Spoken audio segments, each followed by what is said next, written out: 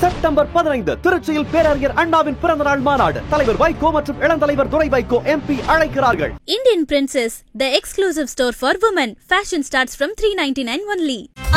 No compromise. உங்க சைடுலயும் எங்க சைடுலயும். GT Holidays, South India's #1 travel brand. இது என்னது ஒரு சினிமா ஏதோ ஒரு ஷார்ட் எடுக்க வந்திருக்காரா? அப்படி கிடையாது இல்லையா? மக்களை சந்திக்க வரும்போது அதுக்கான டைம் ஒதுக்க வேண்டும்.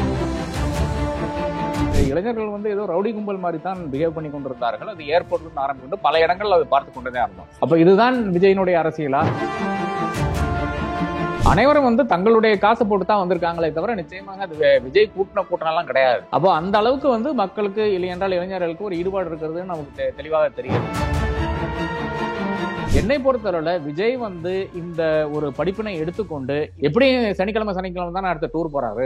அப்ப 5 நாள் லீவ் இருக்கிறது. 5 நாள் லீவ்ல வந்து அவர்கள் என்ன செய்ய முடியும், எப்படி செய்ய முடியும், கரெக்டாக ரெகுலேட் பண்ணி போட முடியுமா, எந்தெந்த பாயிண்ட்ல நம்ம வந்து நிக்க போறேன். இந்த மாதிரி ஒரு கூட்டத்தை வந்து இந்தியாவில ஒரு காலத்திலையும் பார்த்ததே கிடையாது. 58 வயசா இதுவரையான காலத்தில் வந்து இந்த மாதிரி ஒரு கூட்டத்தை பார்க்க இருக்கின்ற இந்த கும்பல் இருக்கு இல்லையா, இந்த கும்பல் வந்து இதை எப்படி டிரான்ஸ்ஃபர் பண்ண முடியும் தான், எப்படி ஒரு பொலிட்டிக்கலி அவேர் கிரௌடாக நீங்க வந்து மாற்ற முடியும் என்ற அந்த கேள்வி நிச்சயமா இருக்கிறது. பயப்படுகிறார்கள் என்பது மிக தெளிவாக தெரிகிறது. இல்லைன்றால் முதல்வர் வந்து நேற்று ஈவினிங் வந்து அப்படி ஒரு விழா அரேஞ்ச் பண்ண வேண்டியது அவசியம் கிடையாது. இதனுடைய ஒவ்வொரு நிகழ்ச்சியை எடுத்து பாருங்க, அதோட ஒட்டி திமுக இல்லை என்றால் அரசாங்கம் வந்து என்ன செய்து கொண்டிருந்தது, அது பயத்தினுடைய வெளிப்பாடு தான் தவிர ஸ்ட்ராட்டஜியா கூட நம்ம பார்த்துக்கலாம். என்னை பொறுத்தவரை அது பயம் என்ற நாட்கள்.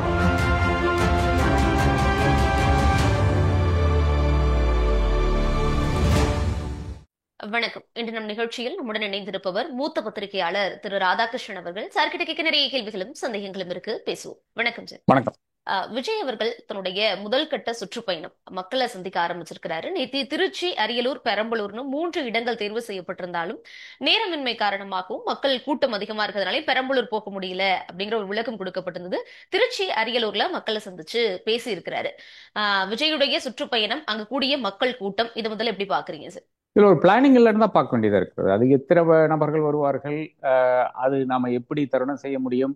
அதே மாதிரி திருச்சி மாதிரி ஒரு பெரிய ஒரு ஊருக்கு வந்து நீங்க வந்து 4 மணி நேரம் வச்சுட்டு அதுக்கப்புறம் பெரம்பலூர் போறீங்களா?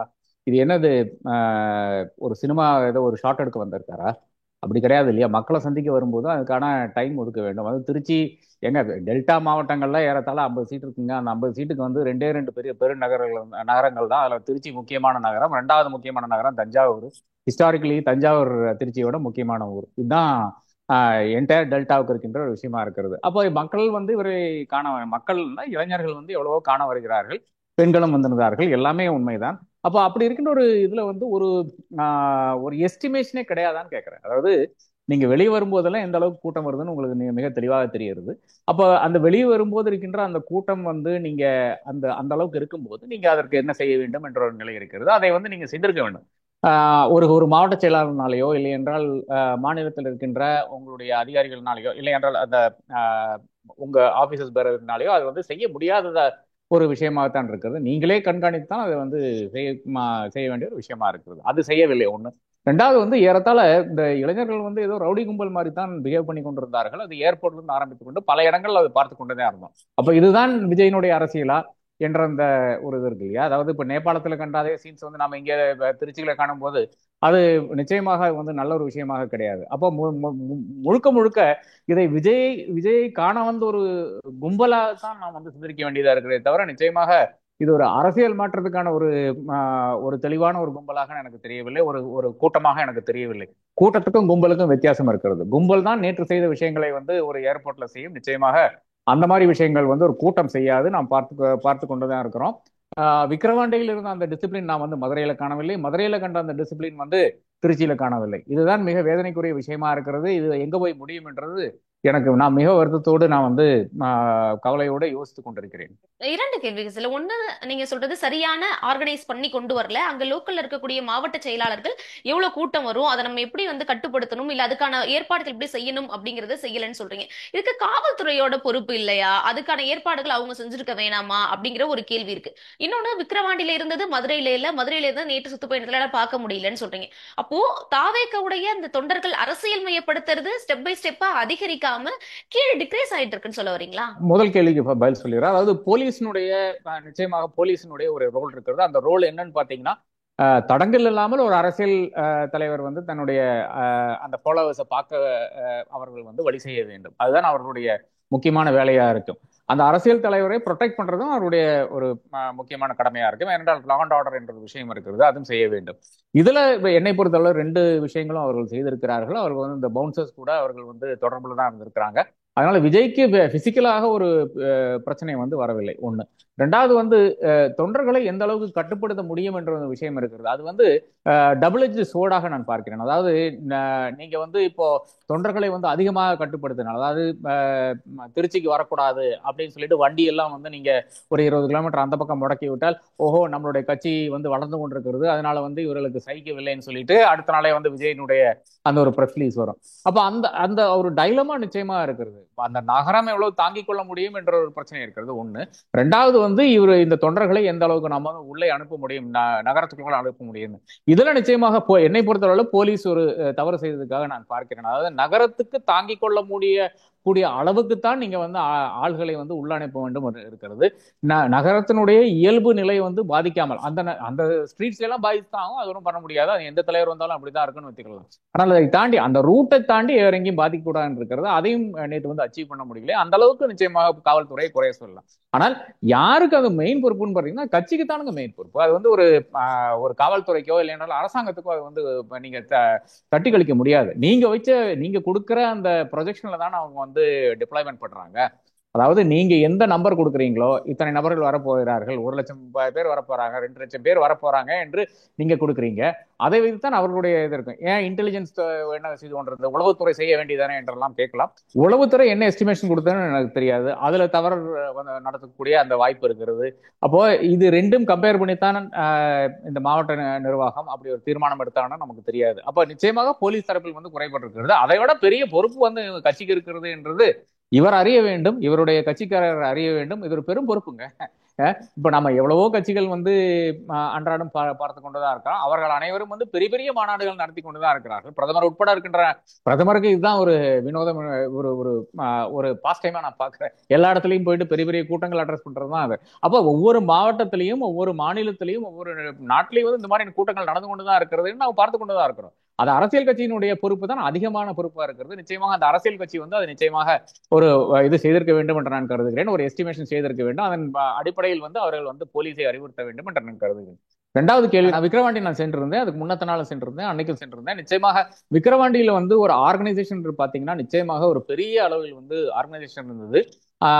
அதை தாண்டி அப்கோர்ஸ் நிறைய பேர் வந்து அந்த ரேம்ப்ல ஏறி வந்தாங்க, அதெல்லாம் பிரச்சனையாகத்தான்றது. அது ஒரு இடத்துலையும் வந்து விஜய்க்கு ஒரு த்ரெட்டோ இல்லை என்றால் அங்க கூடியிருக்கின்ற மக்கள் வந்து ஒரு பிரச்சனைக்குரிய ஒரு இடத்துக்கு, அதாவது ஒரு நெரிசல்ல சிக்கி பிரச்சனை வரக்கூடிய ஒரு இடம் நான் எங்கேயுமே பார்க்கல.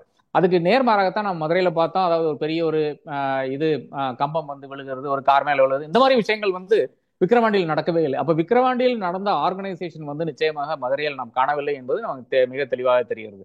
அதே மாதிரி மதுரையில வந்த அந்த கூட்டம் என்பது பெருமளவில் விக்கிரவாண்டியை விட பெரிய கூட்டம் தான் வந்திருக்கிறது. அனைவரும் வந்து தங்களுடைய காசு போட்டு தான் வந்திருக்காங்களே தவிர நிச்சயமாக அது விஜய் கூட்டம் எல்லாம் கிடையாது. அப்போ அந்த அளவுக்கு வந்து மக்களுக்கு இல்லை என்றால் இளைஞர்களுக்கு ஒரு ஈடுபாடு இருக்கிறதுன்னு நமக்கு தெளிவாக தெரிகிறது. அப்ப அந்த ஒரு கூட்டத்தில் கூட அது ஒரு ஏறத்தாழ அவங்களை பொறுத்தவரை அது மாநாடு என்று கூறுகிறார்கள். என்னை பொறுத்தவரை ஒரு மீட்டிங் தான். அந்த மீட்டிங்ல வந்து நிறைய பேர் இருந்தாங்க சென்றார்கள். ஆனால் இந்த ஒரு விக்கிரவாண்டியில் நான் கண்ட ஒழுங்கு நிச்சயமாக இங்கே காணவில்லை. ஆனால் அதை தாண்டி வந்து நேற்று நடந்த விஷயம் வந்து நிச்சயமாக அது வந்து என்னை பொறுத்தவரை விஜய் வந்து இந்த ஒரு படிப்பினை எடுத்துக்கொண்டு இது அடுத்த கட்டமாக நம்ம எப்படி செயல்பட வேண்டும், எப்படி சனிக்கிழமை தான் அடுத்த டூர் போறாரு. அப்ப 5 நாள் லீவ் இருக்கிறது. 5 நாள் லீவ்ல வந்து அவர்கள் என்ன செய்ய முடியும், எப்படி செய்ய முடியும், கரெக்டாக ரெகுலேட் பண்ணி போட முடியுமா, எந்தெந்த பாயிண்ட்ல நம்ம வந்து நிக்க போறேன் அப்படின்னு சொல்லிட்டு ரெகுலேட் பண்ணா மட்டும்தான் நிச்சயமாக இது ஒரு ரெகுலேட்டட் கிரௌடாக போக முடியுமே தவிர இல்லை என்றால் இது முழுக்க ஒரு ஒரு அரசியல் ஒரு படிப்பினை இல்லாத ஒரு கூட்டமாக, அதே மாதிரி அரசியல் தெரியாத ஒரு கூட்டமாக, ஒரு விசிறிகளுடைய கூட்டமாகத்தான் இது இருக்கும் என்று நான் கருதுகிறேன். அதனுடைய தேவையில்லை. ஆனால் என்ன நான் பார்த்த விஜய் என்னன்னு பாத்தீங்கன்னா, இப்போ விக்கிரவாண்டியில் இருந்த ஒழுங்கு ஏன் மதுரையில் இல்லைன்னு பாத்தீங்கன்னா வேற ஒன்றும் கிடையாது. அதுல இருந்து ஒன்றும் படிக்கவில்லை, அதுல இருந்து அவர்கள் அனலைஸ் பண்ணவில்லை. விக்கிரவாண்டியை அனலைஸ் பண்ணி நீங்க வந்து மதுரைக்கு வந்திருந்தீங்கன்னா தாராளமாக அதே விஷயங்கள் வந்து இங்கேயும் வந்து நீங்க வந்து செய்திருக்கலாம்.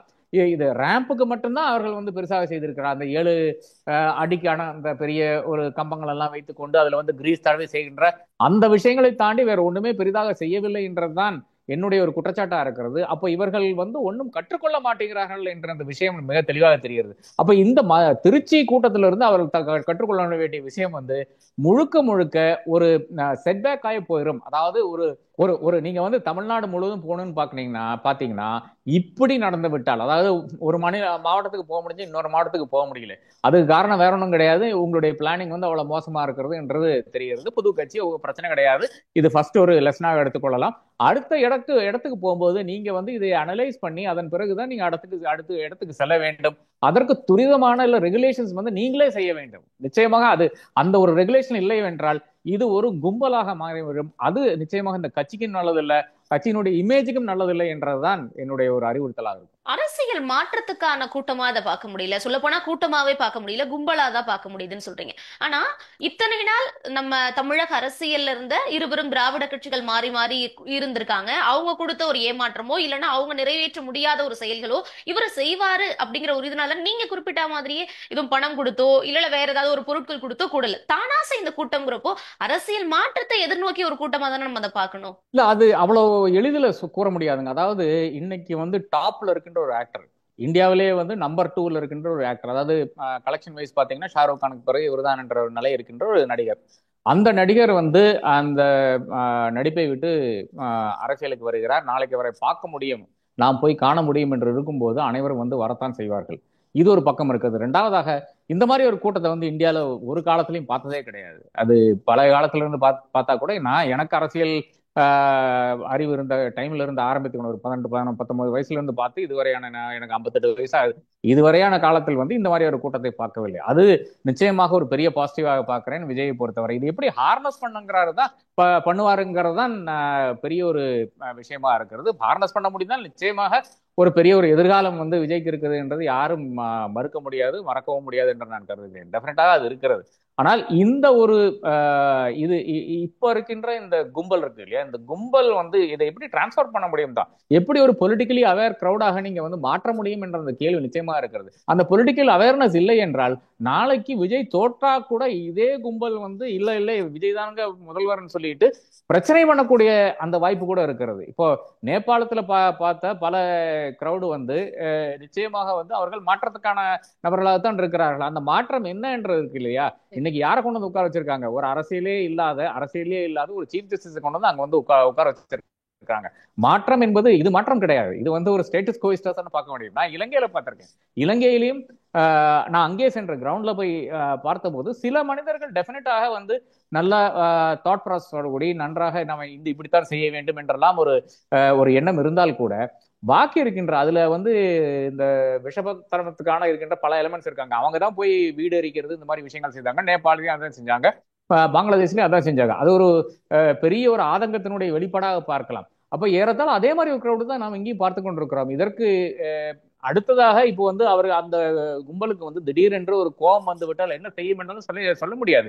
ஒரே ஒரு நபர் போதுங்க. ஒரே ஒரு நபர் வந்து ஒரே ஒரு கல்லை எடுத்து ஒரே ஒரு வீட்டுக்கோ இல்லை என்றால் ஒரு ஹோட்டலுக்கோ அடிச்சா போறோம், அதோட அந்த விஜயனுடைய பார்ட்டியே காலியாயிரும் என்று இருக்கிறது. அந்த நிலைக்கு தான் இப்போ நாம் போய்கொண்டிருக்கிறோம் என்றதுதான் எனக்கு மிக மிக வருத்தத்தோடு நான் இங்க நோட் பண்ண வேண்டிய விஷயமா இருக்கிறது. விஜயுடைய பேச்சு எப்படி சார் பாக்குறீங்க? ஏன்னா இதுக்கு முன்னாடி நடந்த மாநாடுகள்ல எல்லாத்துலயுமே வந்து விஜயுடைய பேச்சு எல்லாரும் சொன்னது அவர் இன்னும் கொஞ்சம் அழுத்தம் திருத்தமா உள்ள இருக்கக்கூடிய அரசியலை பேசணும், அன்றாட மக்கள் சந்திக்கக்கூடிய பிரச்சனைகளை எடுத்து பேசணும், திமுக செய்யக்கூடிய தவறுகளை எடுத்து பேசணும் அப்படின்லாம் குறிப்பிட்டிருந்தாங்க.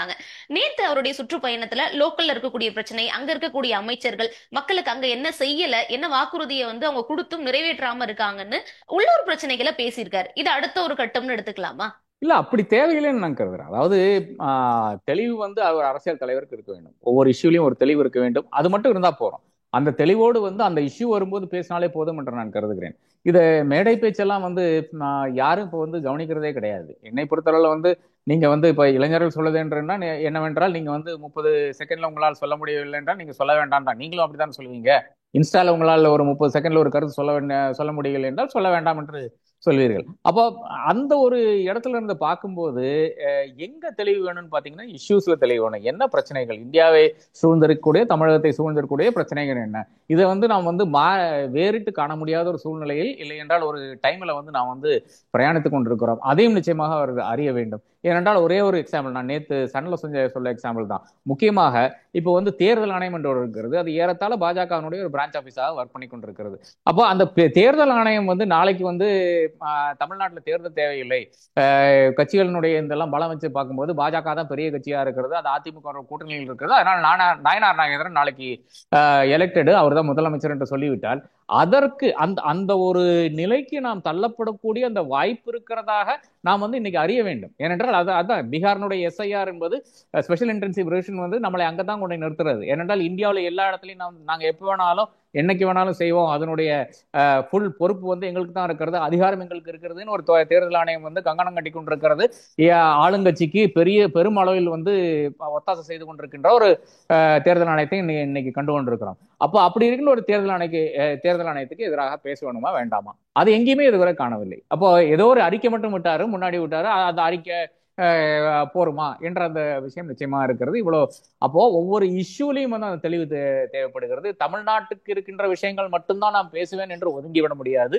இந்தியாவுக்கு இருக்கின்ற விஷயங்களும் பேச வேண்டிய அவசியம் இருக்கிறது. அந்த தெளிவு இருந்தால் போதும் என்று நான் கருதுகிறேன். ஏதாச்சும் ஒரு தருணத்தில் அதை பேசினால் போதும் என்று நான் கருதுகிறேன். நிச்சயமாக அவர் பேச வேண்டிய அந்த நெசசிட்டி இருக்கிறது. ஏனென்றால் அந்த அளவுக்கு வந்து இன்னைக்கு ஜனநாயகம் வந்து படுகொலை செய்யப்படுகின்ற ஒரு தருணத்தில் நாம் வந்து வாழ்ந்து கொண்டிருக்கிறோம் என்பதுதான் உண்மை நிலை. ஆனா நேற்று அரியலூர்ல அதை பேசியிருந்தாரு இல்லையா சார்? அதாவது 0 நம்பர் போட்டிருந்த டோர் நம்பருக்கு வந்து கொடுக்குறாங்க, டிமானிட்டேஷன் பத்தி பேசியிருந்தாரு, தேர்தல் வாக்கு திருட்டுகள் பத்தி பேசியிருந்தாரு. சோ நம்ம தென் பகுதியே மாநிலங்களை வந்து குறி வைக்கிறாங்க, ஒன் நேஷன் ஒன் எலெக்ஷன் இதெல்லாம் பேசியிருந்தாரு. ஆனா மேலோட்டமா நீங்க சொன்ன மாதிரி பிரச்சனைகளுக்குள்ள போகாம அப்படியே மேலோட்டமா ஒன்லைன்ல முடிச்சிருக்காரு. இது என்ன டெப்தா பேசணும் அப்படின்னு சொல்ல வரீங்களா? தெளிவு வேணும், அவ்வளவுதான். நீங்க வந்து நியூஸ் படிக்கிறது ஒன்றும் பிரச்சனை கிடையாதுங்க. நியூஸ் ரீடர் படிச்சுட்டு போயிடுவாரு, அது தேவையில்லை. என்னை பொறுத்தவரை நீங்க அது பேசவே வேண்டாங்க. இந்த மாதிரி ஒரு இஷ்யூஸையும் வந்து நீங்க பெரிதாக நீங்க பேச வேண்டிய அவசியமே கிடையாது. லோக்கல் இஷ்யூ பேசணுமா பேச வேண்டாம், நீங்க வந்து நேஷனல் இஷ்யூ பேசணுமா பேச வேண்டாம். ஆனால் உங்களுக்கு அந்த தெளிவு இருக்க வேண்டும். நீங்க வந்து ஒரே ஒரு இஷ்யூ தான் பேசினா கூட உங்களுக்கு அந்த தெளிவு தேவைப்படுகிறது. அந்த தெளிவில் இருந்து வருகின்ற விஷயமாகத்தான் நான் இதையெல்லாம் பார்க்க வேண்டியதா இருக்குது. ஏன்னா என்னை பொறுத்தவரை வந்து இப்ப நீங்க சொல்றீங்க இந்த மாதிரி 0 நம்பர் போட்டிருக்காங்க, இல்லை என்றால் இந்த மாதிரி ஒரே பேர்ல வந்து ஒரே அட்ரஸ்ல வந்து 900 பேர் இருக்காங்க, இதெல்லாம் வந்து அவர் சொல்ல வேண்டிய அவசியமே கிடையாது. இதனுடைய விளைவு என்னன்னு அவர் சொல்ல வேண்டும். இதனுடைய விளைவு தான் நாளைக்கு ஒரு நயனார் நாகேந்திரன் வந்து முதலமைச்சராக போறாங்க. அதாவது இது வந்து நீங்க செய்யறது பரப்புரை. நீங்க ஒரு அகாடமிக் பேப்பர் வந்து பிரசன்ட் பண்ணல. அப்ப அந்த அகாடமிக் பேப்பர்ல வந்து நீங்க தாராளமாக சொல்லலாம், இதெல்லாம் 1252 பேர் வந்து அதிகமாக சேர்க்கப்பட்டிருக்கிறார்கள் நீங்க வந்து சொல்லலாம். அது வந்து ஒரு அகாடமிக் பேப்பர். நீங்க மக்களுக்கு எடுத்து சொல்லும் போது அவர்களுக்கு புரியும் விதமாக எடுத்து சொல்ல வேண்டும். அதுதான் சினிமா டயலாக். அப்ப அந்த சினிமா டயலாக வந்து இங்க எம்ப்ளாய் பண்ணுங்கன்னு சொல்றேன். அதுக்கு காணல, இது ஏதோ படிச்சுட்டு போற மாதிரி தான் தெரியுதே தவிர நிச்சயமாக சினிமா டயலாக நான் இதில் காணவில்லை. அது தேவைப்படுகிறது.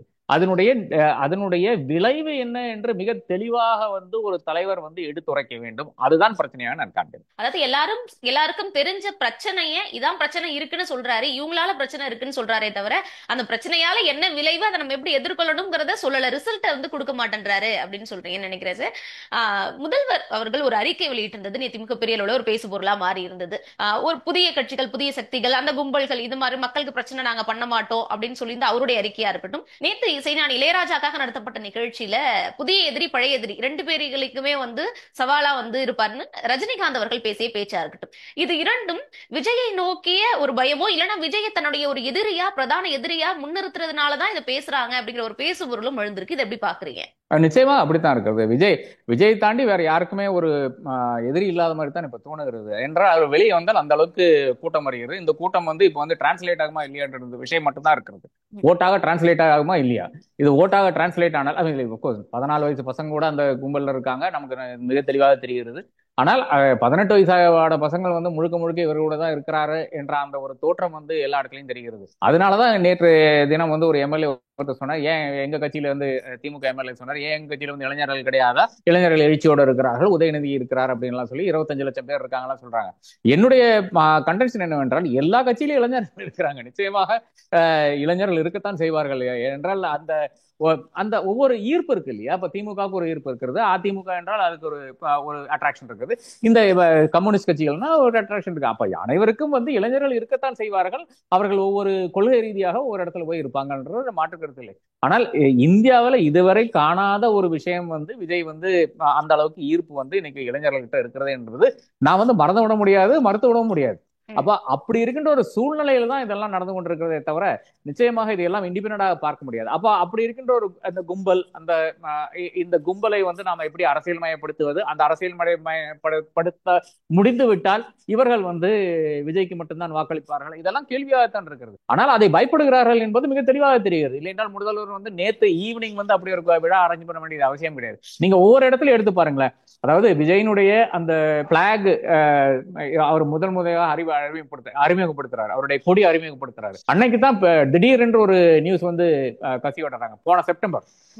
என்னென்றால் அமைச்சரவை மாற்றம் வரப்போகுது, 2-3 சீனியர்ஸ் வந்து எடுக்க போறாங்கன்ற நியூஸ் வந்து அப்பதான் வருது. அப்ப ஒவ்வொரு விஜயனுடைய ஒவ்வொரு நிகழ்ச்சியை எடுத்து பாருங்க, அதோட ஒட்டி திமுக இல்லை என்றால் அரசாங்கம் வந்து என்ன செய்து கொண்டிருந்தது. அப்ப நியூஸ் வந்து திடீரென்று நியூஸ் சேனல்ஸ் வந்து இங்க அதாவது விஜயனுடைய ஒரு ப்ரோக்ராம் முடித்து விட்டு, இல்லை என்றால் ஒரு இடம் முடித்து விட்டு திடீரென்று அங்க போகக்கூடிய, இல்லை என்றால் அங்க அங்க அங்க அந்த அந்த கட்டாயம் வருகிறது, அங்க போகக்கூடிய அந்த கட்டாயம் வருகிறது. என்னால் அந்த அளவுக்கு முக்கியமான ஒரு செய்தி அங்க வந்து நடந்து கொண்டிருக்கிறது. அப்ப நேற்றைய தினம் பாத்தீங்கன்னா ரஜினி, கமல், இவர் இளையராஜா 3 பேரும் இருக்காங்க, முதல்வர் இருக்கிறார். அப்ப அந்த 3 பேர் இருக்கும்போது அந்த விழா ஒன்று நடந்து கொண்டிருக்கிறது, அதுல சுவாரஸ்யமான பாட்டுகள் வந்து கொண்டிருக்கிறது. அப்ப அதைத்தான் பார்ப்பார்கள் மக்கள் என்ற எண்ணத்தில் தான் அப்படி ஒரு ஈவெண்ட் அரேஞ்ச் ஆகிறது என்றுதான் நான் பார்க்கிறேன். நிச்சயமாக இதுல இருந்து டிஸ்ட்ராக்ட் பண்ண வேண்டிய ஒரு கட்டாயத்துக்கு வந்து இன்னைக்கு திமுக இருக்கிறதாகத்தான் நான் பார்க்கிறேன். அது பயத்தினுடைய வெளிப்பாடு தான் தவிர ஸ்ட்ராட்டஜியாக கூட நம்ம பார்த்துக்கலாம். அது நிச்சயமாக ஸ்ட்ராட்டஜியாகத்தான் இருக்கும். என்னை பொறுத்தவரை அது பயம் என்று நான் காண்கிறேன். ஏன்னா ஒரு அறிக்கையும் காலையில விடுறாரு, கரெக்டா விஜய் பேசுறப்போ அந்த அறிக்கை வந்து வருது. ஈவினிங் வந்து நீங்க சொன்ன மாதிரியான இந்த ஒரு விழா அப்படிங்கிறது ஏற்பாடு செய்யப்பட்டிருக்கு. அப்போ விஜய் அவர்கள் சொன்ன மாதிரி திமுக விசஸ் தாவேக அப்படிங்கறத அக்செப்ட் பண்ணிக்கிட்டாங்களோ திமுக? இல்ல அப்படி கிடையாது. அது it is too far away. But அப்படி இருந்தால் கூட அந்த பயம் நிச்சயமா திமுக இருக்கிறது. என்றால் இன்னைக்கு இருக்கின்ற அதிமுக என்பது யாரு அதிமுக தெரியாத அளவுக்கு தான் இருக்காது. எடப்பாடி பழனிசாமி இருக்கிறார், அவர்கிட்ட தான் அபிஷியலா டெக்னிக்கலா பார்த்தா அவர்கிட்ட தான் கட்சி இருக்கிறது. ஆனால் ஒரு செங்கோட்டையன் வந்து பொறுவாளோட சுத்தி கொண்டிருக்கிறார். அவர் எப்போ வந்து யார்கிட்ட சொருகுறதுன்னு பார்த்து கொண்டிருக்கிறார். ஒரு டிடிவி தினகரன் இன்னொரு கத்தி எடுத்து நடந்து கொண்டிருக்கிறார். சசிகலா வந்து சென்னையில ஒரு கத்தி உட்கார்ந்து கொண்டிருக்கிறாங்க.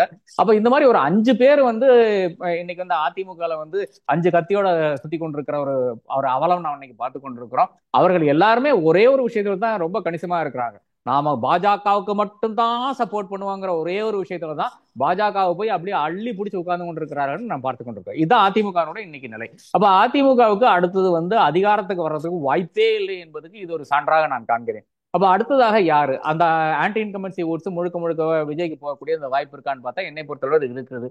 அதே மாதிரி தெற்குல இருக்கிற ஃபெர்னாடோ கமிட்டி அந்த மாதிரி கம்யூனிட்டி இடத்துல வந்து நிச்சயமாக விஜய்க்கு ஒரு செல்வாக்கு இருக்கிறது.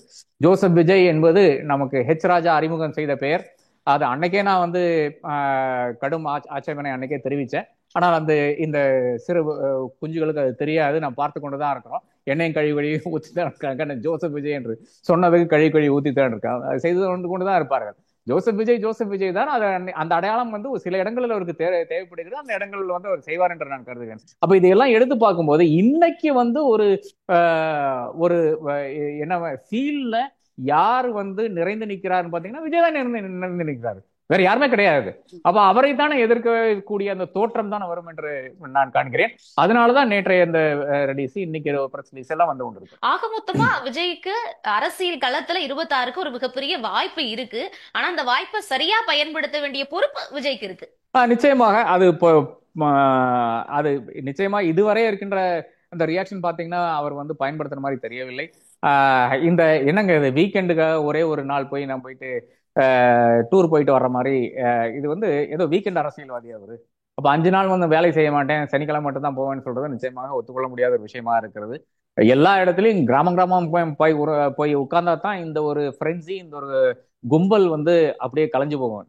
நான் உங்க கிராமத்துக்கு வர்றேன், உன் நகரத்துக்கு வர்றேன், என்ன இருக்க போகுது, இந்த இந்த ஊர்ல இருக்கிற கிராமங்கள் வந்து 12,000 சொச்ச கிராமங்கள், நான் எல்லா இடத்துக்கும் வரப்போறேன், இன்னைக்கு இல்லைன்னா நாளைக்கு வரப்போறேன் என்ற அந்த ஒரு ப்ராமிஸ் பண்ணாருன்னா நிச்சயமாக அனைவரும் அந்தந்த கிராமத்துல தான் இருக்க போறாங்களே தவிர இங்க வர போறது இல்லை, எல்லா நகரத்துக்கும் வந்து உட்கார போறது இல்லை. அதை செய்யணும் என்று நான் கருதுகிறேன். அது செய்யறதுக்கான வாய்ப்பே கிடையாது என்று நான் கருதுகிறேன். அப்ப இப்போ இருக்கின்ற அந்த டூர் ப்ரோக்ராம் பார்த்தீங்கன்னா ஏறத்தாழ டிசம்பர் மட்டும் இதே மாதிரி போய் கொண்டிருக்கும். வீக்கெண்ட் வந்து அவர் வந்து பண்ணிடுவாரு. அப்புறம் ஜனவரியில வந்து அந்த ஜனநாயகம் வந்து ரிலீஸ் ஆகும். அதுல கொஞ்ச நாள் ஓடும், அந்த டைலாக் வச்சு கொஞ்ச நாள் ஓடும் என்று நான் கருதுகிறேன். இவர் இந்த டைலாக் ரிப்பீட் பண்ணி தேர்தலுக்கு போறேன்னு நான் கருதுகிறேன். அதனால விஜயை தவிர பாக்கி யாரும் ஜெயிக்க கூட வாய்ப்பு இல்லை என்று நான் கருதுகிறேன். இருந்தாலும் அவர் வந்து கணிசமான ஒரு வாக்கு வங்கி அவருக்கு வரும் என்று அந்த ஒரு உணர்வும் எனக்கு இருக்கிறது. நம்ம இன்னும் எல்லாமே இப்போ ஸ்பெகுலேஷன் தான் போயிட்டு இருக்கிறது. ஆனால் இந்த கிரௌடை பார்த்தா நான் சொல்றேன் ஓரளவுக்கு அவருக்கு வரக்கூடிய அந்த வாய்ப்பு இருக்குன்னு நான் கருதுறேன். நிச்சயமா சார். இவ்வளவு நேரம் ஒதுக்கி என்னுடைய கேள்விகளுக்கு மிக நேர்த்தியான தெளிவான பதில்களை கொடுத்ததுக்கு நன்றி சார். நன்றி. செப்டம்பர் 15 திருச்சியில் பேரறிஞர் அண்ணாவின் பிறந்தநாள் மாநாடு. தலைவர் வைகோ மற்றும் இளந்தலைவர் துரை வைகோ MP அழைக்கிறார்கள். Indian Princess, the exclusive store for women. Fashion starts from 399 only. Aha, no compromise. உங்க சைடுலயும் எங்க சைடுலயும். GT Holidays, South India's #1 travel brand.